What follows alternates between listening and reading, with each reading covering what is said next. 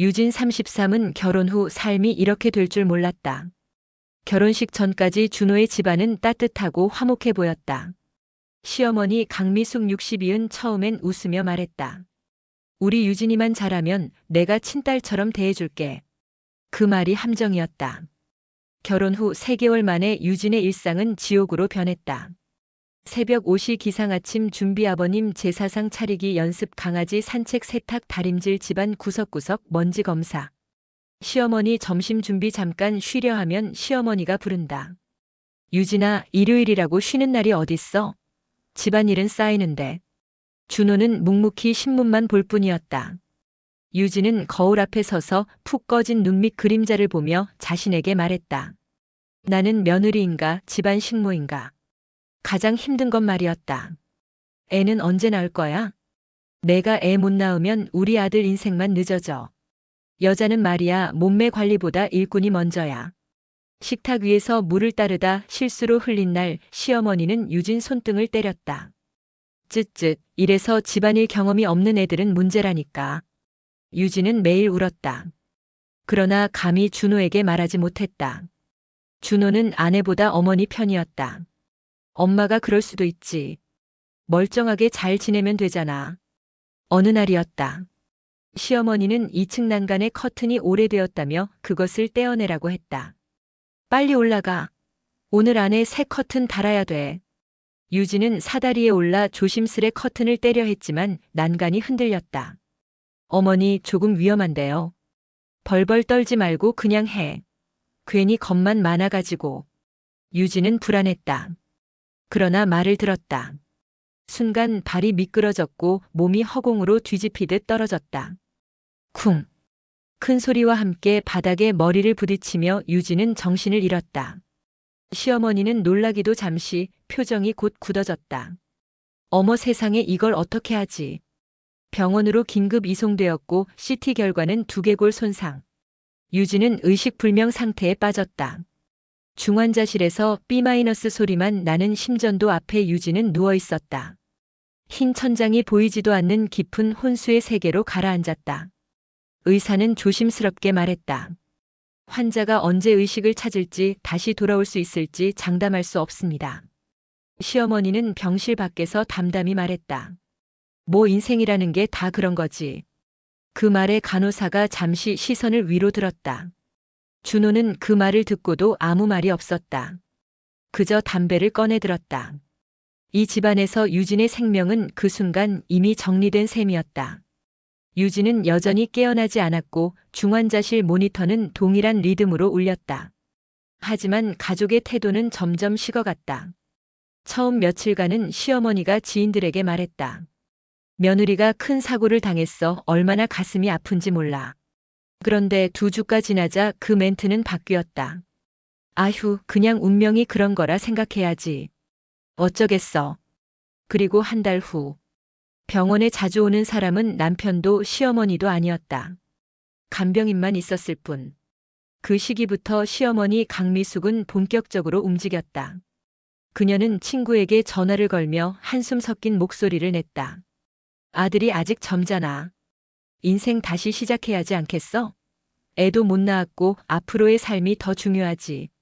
마치 산 사람 대신 죽은 사람의 미래를 논하는 태도였다. 그리고 바로 소개팅이 시작되었다. 시어머니가 직접 조선소 부인 모임에서 신상조사된 여자들을 추렸다. 그중 눈에 든 한 사람이 있었다. 소라 30일 밝고 가정적이며 무엇보다 아이를 원하는 여자. 시어머니는 아들에게 말했다. 준호야, 한번 만나봐. 내 인생도 너 얻은 만큼은 살아야지.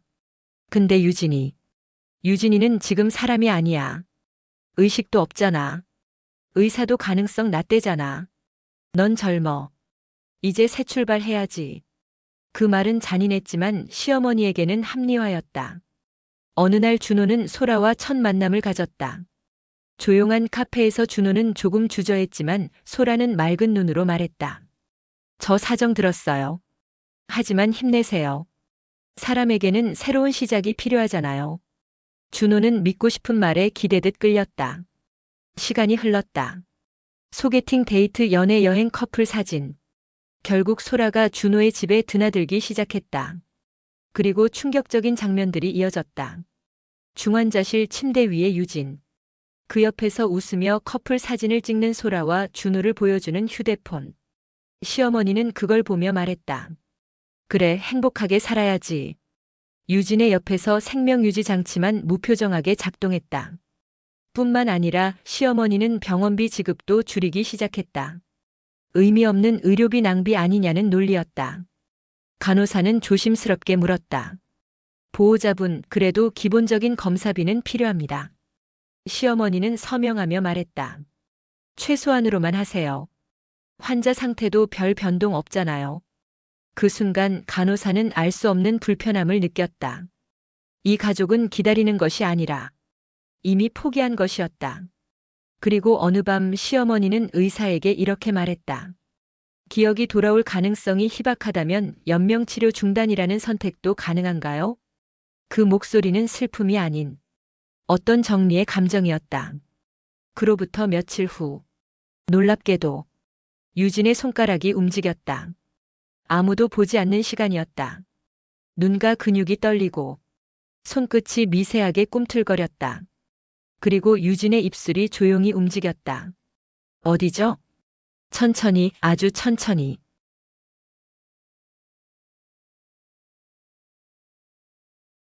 유진은 힘겹게 눈을 깜빡이며 말했다. 병원 같아요. 사고 난 건 기억나세요? 유진은 천천히 고개를 저었다. 잘 모르겠어요. 그 순간 간호사의 얼굴에는 약간의 안도감이 비쳤다. 기억상실 가능성이 있군. 그렇게 보면 보호자들에게 설명하기가 쉬워진다. 그러나 유진의 속마음은 달랐다. 그녀는 기억하고 있었다. 모든 걸. 고통과 모욕, 그리고 마지막 추락의 순간까지. 떨어지면 조용해질 거야. 죽기야 하겠어? 그 목소리들. 그 웃음. 그 무정함. 유진은 눈을 감으며 생각했다. 나는 지금 아무것도 기억 못하는 사람이어야 해. 그래야만 기회를 얻는다. 그래야 상대가 방심한다. 며칠 뒤 가족들이 왔다. 준호와 시어머니였다. 병실 문이 열리고 그들이 들어오자 유진은 천천히 그쪽을 바라보았다. 눈을 조금 허공에 뜬 채 말한다. 어머니신가요? 시어머니는 순간 표정이 밝아졌다. 기억이 없군. 그래, 내가 내 시어머니지. 오랜만이네. 그 억지스러운 친절. 그것은 유진이 알고 있는 그녀의 본성이 아니었다. 평소엔 인사도 제대로 못해? 그랬던 사람이었다. 준호는 다가와 말했다. 유진아, 나 알아보겠어? 유진은 허공을 보며 말했다. 잘 모르겠어요. 죄송해요. 준호의 입가에 이상한 미묘한 안도감이 흘렀다. 유진은 그걸 놓치지 않았다. 그는 기뻤다. 내 기억이 없어서. 병실을 나가는 길에 준호와 시어머니는 낮은 목소리로 대화를 했다. 유진은 눈을 감은 척하면서 귀를 세웠다. 엄마, 기억 돌아오면 어떡하지? 걱정하지 마. 얘 성격 알잖아. 기억난다고 해도 티 못 낼 거야. 웬만하면 말도 못하는 애야. 그렇긴 하지. 그 말에 유진은 천천히 숨을 들이켰다. 그래. 당신들 그렇게 생각하고 있어. 그거 잘 이용할게. 퇴원 후 재활치료 기간이 시작되었다. 걷기, 균형감각 훈련, 기본 운동. 유진은 놀라울 만큼 빠르게 회복했다. 그러나 겉으로는 조금씩 나아지는 척했다. 의사는 놀라며 말했다. 회복이 빠른 편입니다. 기억도 더 또렷해질 수 있어요. 그러자 시어머니는 곧장 끼어들었다. 아니에요. 의사님, 기억은 없는 것 같아요. 아예. 완전히. 그 말투에는 희망 섞인 절박함이 있었다. 퇴원 결정이 내려졌고 유진은 원래 살던 집으로 돌아오게 되었다. 집에 들어선 순간 신발장에는 이미 여성 신발이 몇 켤레 놓여 있었다. 향기로운 립스틱 향, 내가 모르던 여성 소지품들. 유진은 묻지도 않았다. 그저 기억 상실 환자처럼 고개를 갸웃할 뿐. 이게 제 건가요? 시어머니는 웃으며 말했다. 아니, 그냥 손님이 놓고 간 거야. 그 순간 유진은 마음속으로 말했다. 거짓말도 참 쉽게 하시네요. 밤이 되었다. 혼자 방에 누운 유진은 천장을 바라보며 속삭였다. 다 기억해요. 그리고 그때부터 그녀는 전쟁을 준비하기 시작했다. 기억 상실이라는 가장 완벽한 무기를 들고 살을 빼고 돌아온 며느리 이젠 사냥하는 자가 되었다. 유진은 집에 돌아와 약 일주일간 혼란스러운 환자 연기를 유지했다. 그러면서 조용히 정보를 수집했다. 집안의 감도는 낯선 향기, 화장실 서랍에 있던 분홍색 립밤, 거실 소파 틈에 떨어진 머리핀, 그리고 서재 책장에서 발견한 사진. 준호와 소라가 여행지에서 찍은 커플 사진이었다. 유진은 그 사진을 본 순간 눈동자가 미세하게 흔들렸지만 표정은 무표정으로 유지했다. 이 여자 이제 너부터 무너뜨릴 거야. 유진은 체력을 되찾기 위해 운동을 시작했다. 그녀는 집 근처 공원에서 걷고 달리고 계단 오르기를 반복했다. 식단도 철저히 관리하며 몸매가 빠르게 변해갔다. 거울을 보며 혼잣말을 했다. 내가 약하다고 생각했겠지. 하지만 이젠 아주 천천히 당신들 숨통을 조일 거야. 그 모습은 과거의 유진과 달랐다. 순종적이고 착하고 얌전했던 며느리 대신 차갑고 결연한 눈빛을 가진 여자가 서 있었다. 6개월이 흘렀다. 그녀는 완전히 달라진 모습으로 세상에 다시 나왔다. 술집에서 우연히 유진을 본 동네 지인은 이렇게 말했다. 아니 누구세요? 유진 씨 맞아요? 그만큼 변한 것이다. 그리고 어느 날 유진은 일부러 시어머니가 있는 단체 모임에 나타났다. 그곳에는 소라도 있었다. 유진을 본 순간 준호가 먼저 굳어졌다. 시어머니는 처음엔 못 알아봤다. 둥근 얼굴이던 며느리가 이젠 조각처럼 날렵했다. 그리고 유진이 말했다. 어머니 저예요. 유진. 시어머니의 눈이 크게 흔들렸다. 아 그래 너 많이 변했네. 마음속이 들킨 사람의 표정이었다. 소라는 불안하게 준호를 봤다. 이 여자가 그 며느리? 저렇게 변했다고? 준호는 애써 웃으며 말했다. 오 건강해졌네. 유진은 침착하게 답했다. 네. 덕분에요. 그 웃음 뒤에는 이제 내 숨통부터 끊을 차례야. 그날 밤 소라는 준호에게 묻는다. 저 사람 돌아왔는데 우리 관계 어떻게 되는 거야? 준호는 애매하게 말한다. 과거는 과거야.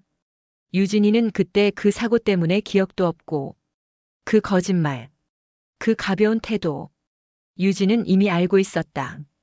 며칠 후 유진은 소라에게 먼저 연락했다. 시간 괜찮으시면 커피 한잔 하실래요? 준호 얘기도 들려드릴 게 있어요.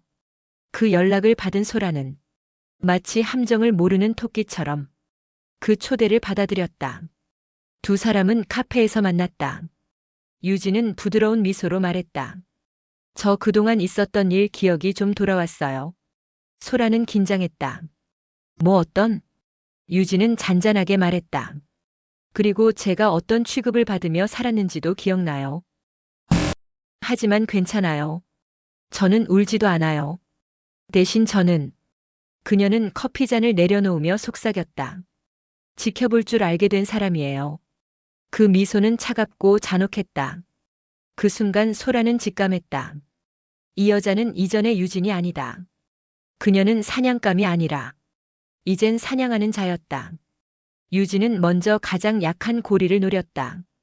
바로 소라였다. 그녀는 소라에게 접근하며 항상 부드럽고 공감적인 태도를 유지했다. 얄밉도록 친절한 미소로 말했다.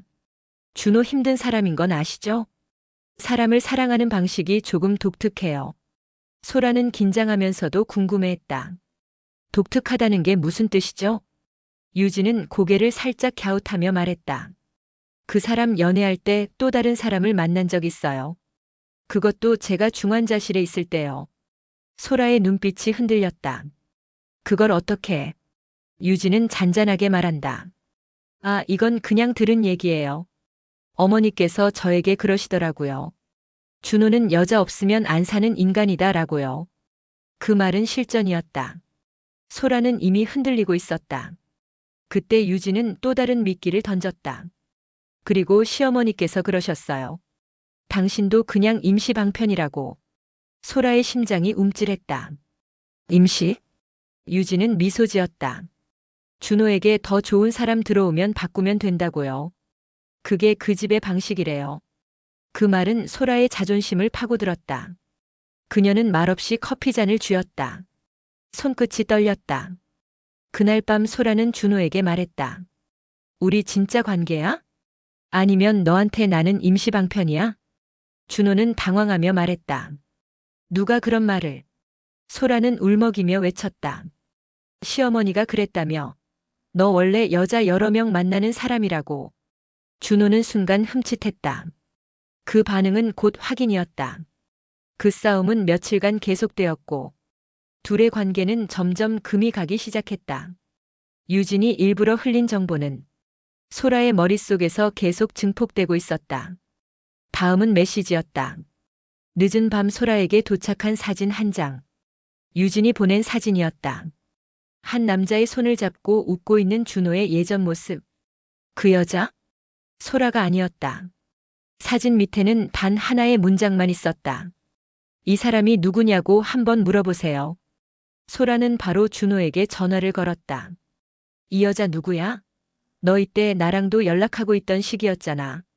준호는 짜증 섞인 목소리로 말했다. 과거는 따지지 말라니까. 왜 이렇게 피곤하게 굴어? 그 답변은 치명적이었다. 소라는 조용히 전화기를 내려놓고 생각했다. 아, 이 사람은 나를 사랑하는 게 아니구나. 그 순간 유진은 이 복수의 1차 목적을 성공한 것이었다. 상대의 신뢰를 무너뜨리는 것. 사람 사이의 균열은 내부에서부터 썩어 들어가듯 커져가기 시작했다. 소라는 준호에게 마음을 닫았다. 그녀는 예전처럼 준호에게 기대지 않았고 함께 웃지도 않았다. 오히려 준호를 관찰하면서 조용히 증거를 모으기 시작했다. 그리고 그 모든 변화를 유진은 냉철하게 지켜보고 있었다. 마치 실험이 진행되는 것을 관찰하는 과학자처럼. 소라가 무너지는 것을 본 유진의 눈빛에는 어떤 감정도 없었다. 동정심도 죄책감도 없었다. 그저 이런 생각만 있었다. 이건 서막일 뿐이야. 첫 번째 타깃이 흔들린 것을 확인한 유진은 두 번째 목표로 시어머니를 정조준했다. 시어머니 강미숙은 여전히 동네 사람들 앞에서는 다정한 할머니였다. 시장에 가면 유진이 이제 좀 정신 돌아오면 좋겠어. 안 됐잖아. 라는 연기를 했고 병원 관계자들에게는 그 애가 착해서 내가 친딸처럼 생각했는데 라며 눈물을 글썽거렸다. 그러나 유진은 그 가면 뒤의 본성을 알고 있었다. 유진은 그동안 모아온 자료들을 정리했다. 사고 직후 병원비 축소 요청 기록, 며느리 상속 재산 일괄 이동 시도, 며느리 퇴원 반대 서류, 준호 재혼을 위한 법률 상담 기록, 그리고 그것들을 들고 한 사람을 조용히 찾아갔다. 바로 동네에서 입이 가장 큰 사람, 정보를 가장 빨리 퍼뜨리는 사람. 유진은 조용히 말했다. 어머니에 대한 오해가 많을까 봐요. 사람들이 진실을 알았으면 해서요. 그리고 자료를 보였다. 그 사람은 충격에 입을 틀어막았다. 헉, 이런 내용이? 그러니까 제가 입을 열지 못했던 이유를 이제는 아시겠죠? 그 대화는 폭발적인 효과를 냈다. 하루 만에 시장에서 속삭임이 시작되었다. 개를 버리고 새 며느리를 들였다던데. 병원비도 아깝다고 했대. 사고도 일부러 시킨 거 아니냐? 중환자실에 있는데 남자 소개해줬다더라. 그 소문은 거침없이 퍼졌다. 시어머니는 처음엔 모르는 척했다. 하지만 수군거림은 점점 더 커졌다. 그리고 결정적인 날, 슈퍼에서 장을 보던 시어머니에게 아주머니 한 명이 다가와 물었다. 며느리 그렇게 만든 거 진짜예요? 시어머니의 얼굴은 하얗게 질렸다. 입술은 덜덜 떨렸고 눈동자는 흔들렸다. 그게 아니야. 사람들이 오해를.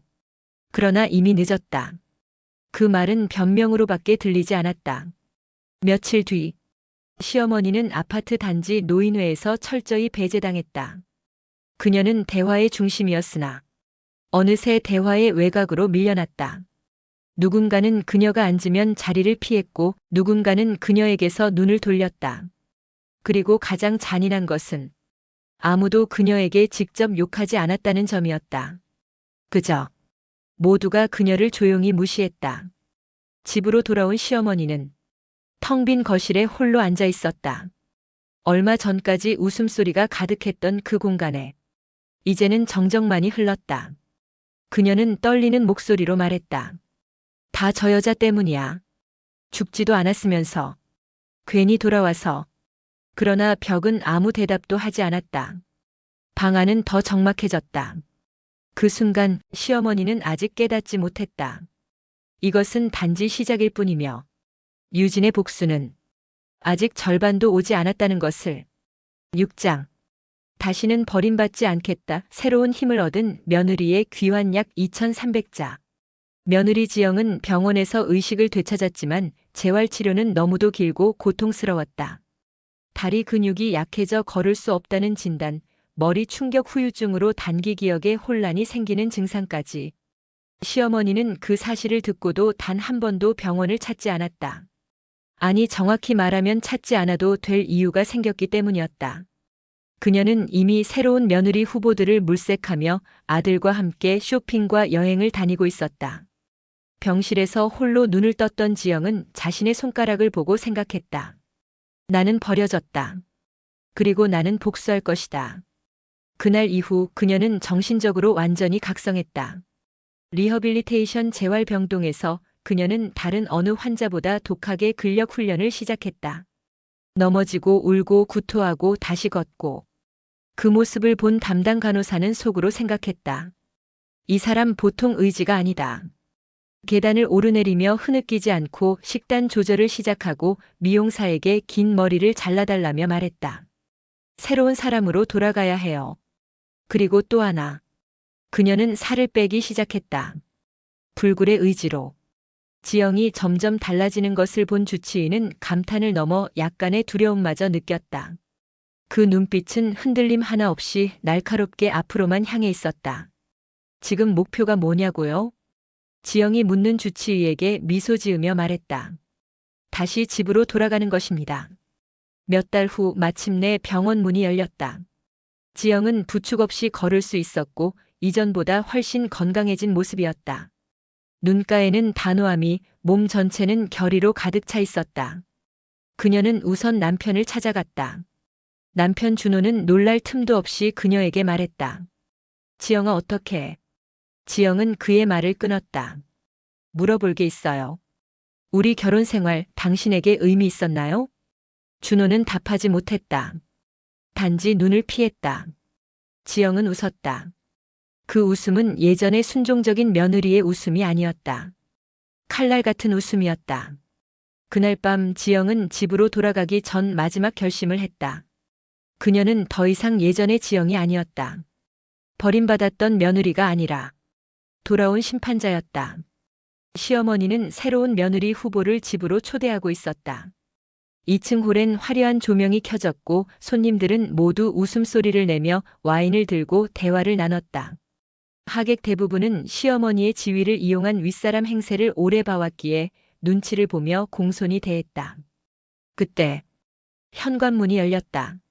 모두의 시선이 문으로 향했다. 지영이었다. 예전에 그녀와는 달랐다.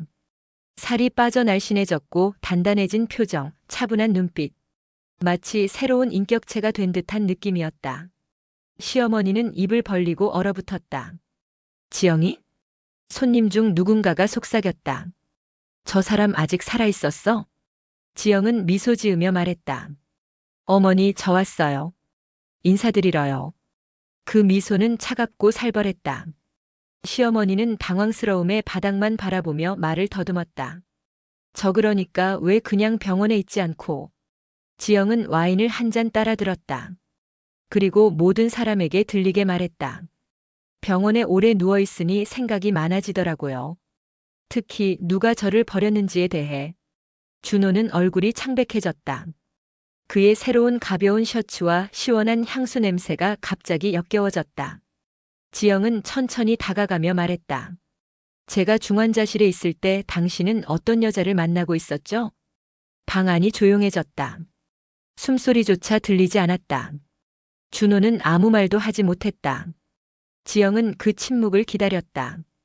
그리고 그 침묵을 쥐어짰다.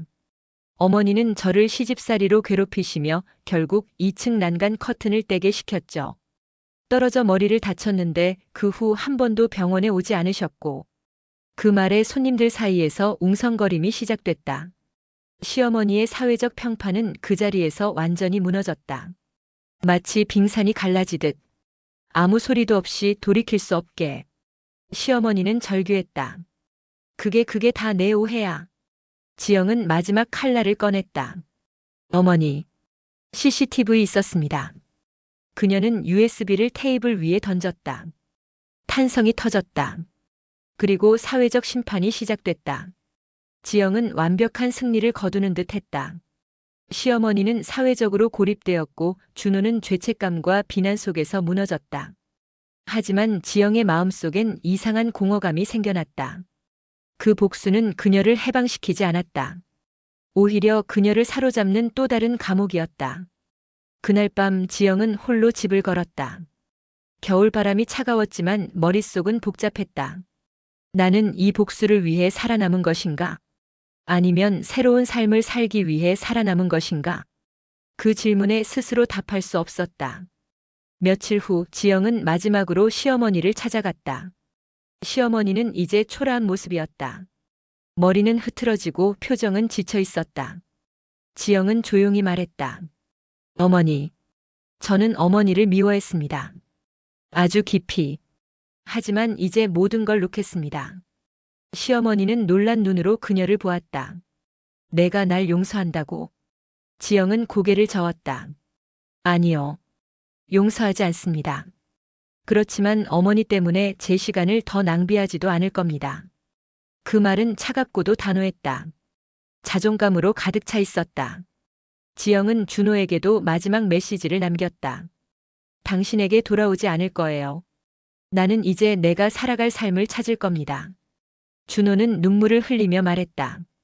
지영아, 미안하다 정말. 지영은 웃었다. 그 웃음은 승리의 웃음이 아니라 자유의 웃음이었다. 미안해하지 말아요. 우리는 서로에게 잘못된 사람이었어요. 이제 각자의 길을 가는 거죠. 며칠 뒤, 지영은 새로운 일터에서 일을 시작했다. 사회복지센터, 상담실, 그리고 그녀를 필요로 하는 사람들이 있었다. 한 아이가 물었다. 선생님은 왜 이렇게 밝아요? 지영은 대답했다. 어두운 곳을 지나봤기 때문이에요. 마지막 장면. 지영은 창밖을 바라본다. 햇살이 그녀의 얼굴을 비춘다. 그 눈빛엔 더 이상 원망도 증오도 없다. 오직 단단한 자신감과 평화만 존재한다. 복수는 악을 파괴했지만 용서는 그녀 자신을 해방시켰다.